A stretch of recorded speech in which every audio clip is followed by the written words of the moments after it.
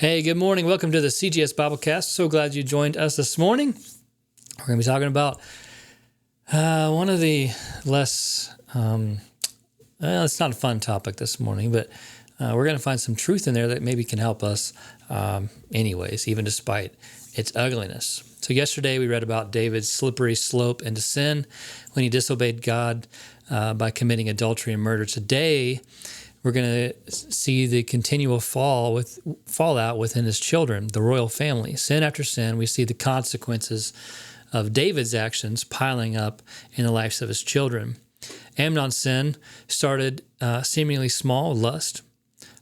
He is attracted to his sister, and I know that seems like something that's very, very disturbing, but it's lust. It doesn't have to make sense. It's just lust. But probably wanted to marry her, but that would have been forbidden. He let his passion for her burn, and just increasingly became more and more intensified. So instead of taking his struggle to the Lord, he chose poor advisors and their evil advice, which led to sexual assault. It eventually led to his death, and it tears this family apart. Let's read about it here. 2 Samuel chapter 13, verse 2 and 5. Amnon became so obsessed with Tamar that he became ill. She was a virgin, and Amnon thought that he could never have her. But Amnon had a very crafty friend, his cousin Jonadab, who was the son of David's brother Shimna. One day, Jonadab said to Amnon, great names, right? "What's the trouble? Why should the son of a king look so dejected morning after morning?" So Amnon told him, "I am in love with Tamar, my brother's Absalom's sister." That made it sound better. My brother's sister. Yeah, bro, why don't you just say my sister?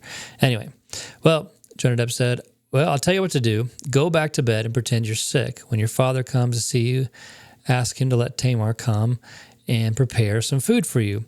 Tell him you'll feel better if she prepares it as you watch and feed you with her own hands." So basically, the trap is set. I encourage you to read the story just so you have all the more details. But this leads to the sexual assault of his sister. So, what can we learn from this horrifying story? It's terrible, right? Well, first, there is no small secret sins. Whenever we feel the sway of temptation, we need to recognize it for what it is and lay it before God. Repent and not leave it to grow. If we leave the small sin of lust, and if really before lust, temptation, if we let that grow, it can grow into something that is really, really harmful. So understanding temptation and the value and the purpose of temptation is like a warning sign. If we can learn to identify that, then we'll be able to eliminate it from our life. That's first check that the Lord gives us. Second, we must be careful whose advice we take. So consider your source, right? Something I always say, consider the source. Even when it comes from criticism, where is this coming from? Consider the source. Same thing goes for our advice that we seek. If you go to the wrong source, basically an antichrist, someone that is going to be working against Christ, it will give you antichrist results. It's going to lead you away from him. So, is the person that you're seeking advice from, are they leading you? Is that advice leading you closer to Christ? If that's how you know if it's good advice or not.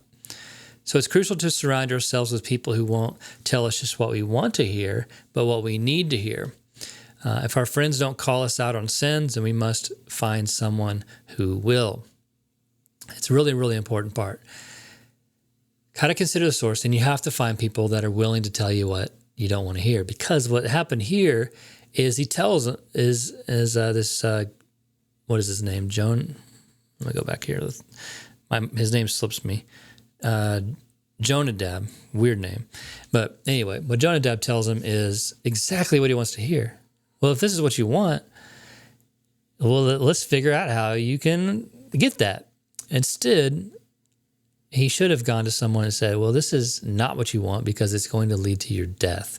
Your brother, your father, someone's going to kill you for this. So, what temptation needs to be completely removed in your life and your thought process? Don't let it fester. Instead, fix your focus on Jesus and rely on his strength to push you through. Temptation is okay. It's okay to be tempted. You can't control that.